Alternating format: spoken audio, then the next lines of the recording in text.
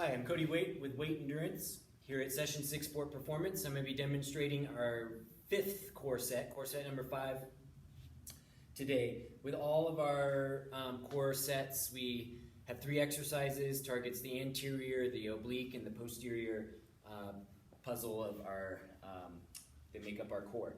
So our 3 movements, first one is going to be a plank variation called the body saw, using a foam roller. The oblique side, we're going to be using bands, some sort of rubber band attached to an anchor point here, high anchor point, for some wood choppers, banded wood choppers. And then for our low back, we're going to be using a stability ball again, this time doing some hamstring curl with the stability ball. Okay?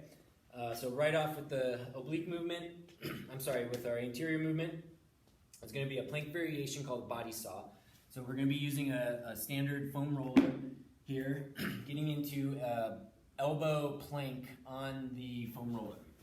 So this adds a little bit of instability here.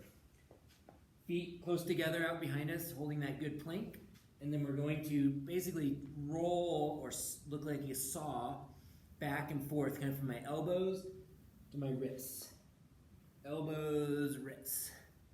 So it's essentially a low plank on top of this dynamic movement of the foam roller, going back and forth, obviously keeping your anterior core super solid as you do that. These add up pretty quickly. You might start with just 6 or 8 back and forths, building up to 20 or more as you get stronger at these. But it's a great movement because you're adding some instability and dynamic movements to a standard plank. So that's our anterior side. To hit our obliques, you're going to need this band attached to kind of a high anchor point here because we're going to do a high to low wood chopper motion here. So it's a twisting motion using our oblique muscles. So grab your band here, step away so you just have your arms extended on top of each other. I think of this much like, almost like a golf club swinging motion here. So our hands are together, gripping the band. We've got light tension on the band at this starting position, and our arms are out away from us to the side. And then we're going to swing a golf club or chop some wood, pulling this band across our body and down to the other side. So we're going from high right to low left. And there's a twisting motion involved here, using our core, oblique core muscles as we do that. And as always, in that athletic stance, bent knees, ready to take it on. So you might get 8, 10, 12 of these, and then you're going to switch sides. Same concept this time. We're going from high left to low right, going across our body. Okay, and you're doing it right